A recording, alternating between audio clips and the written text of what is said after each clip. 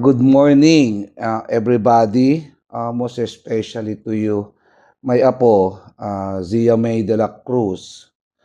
Um, my answer for this question, like number one, ano ang iyong negosyo? My business is restaurant and a cafeteria. Number two, ano ang nag-inspira sa iyo para magsimulang negosyo? Actually, this is one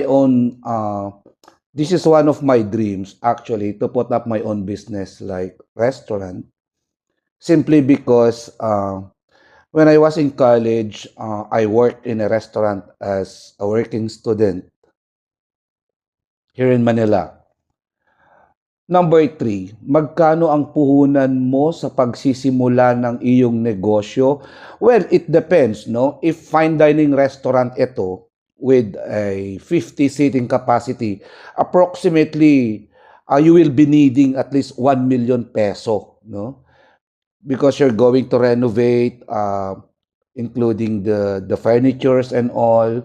So, kung fast food chain man ito, siguro 500,000. And then kapag yung mga employees cafeteria, no, like yung mga student canteen, depende yan kung gaano karami ang estudyante. Pero here in Manila, approximately 500 employees, you will be needing at least 500,000 or more. Kung yung ito yung tinatawag na turo-turong karinderya lang, yung sa labas, no? Yung balot-balot, maliit lang yan. Siguro, renta, kasi ang nagluluto dyan, nanay mo, tapos ang nagbebenta niyan, kapatid mo. So at least, you will be needing at least 50,000 to 100,000. Depende yan how big it is. Ano ang karaniwang maling akala ng mga tao tungkol sa pagiging isang negosyante? Oh, you have a lot of money. Yun ang tingin nila sa'yo. Marami kang pera pag ikaw ay isang negosyante.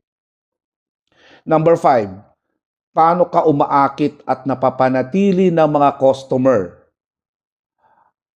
Pag food business ka, number one, avoid complaints. Good customer service. Dapat ang mga tao mo magagalang at mabibilis gumalaw, attentive, no? So maintain good food and affordable.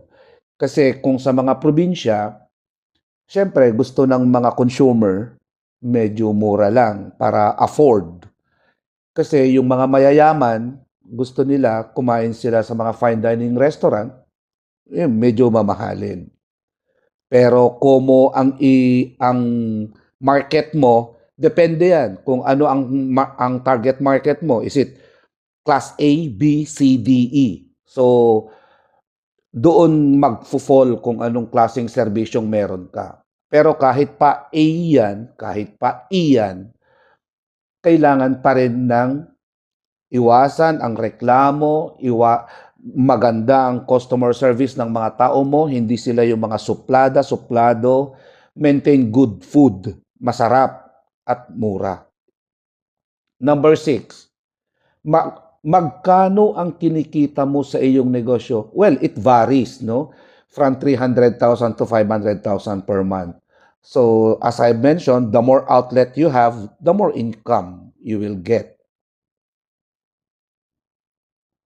Ano ang mga pinakamahirap na bahagi sa pagsisimula ng negosyo? Funding. At saka yung implementation ng mga standard operating procedure. Kasi hindi ka naman basta nagtayo lang ng isang negosyo. So kailangan mo yan aaralin paano yung in and outs nitong business na to. Kasi kung hindi mo alam yung standard operating procedure ng business na tinayo mo, baka pagdating ng araw, lulukuhin ka lang ng mga tao mo kasi hindi mo alam kung paano gawin ang inventory forms, hindi mo alam paano gumawa ng food costing, hindi mo alam kung paano ang gagawin mo sa accounting, hindi ka rin marunong kung paano ang purchasing.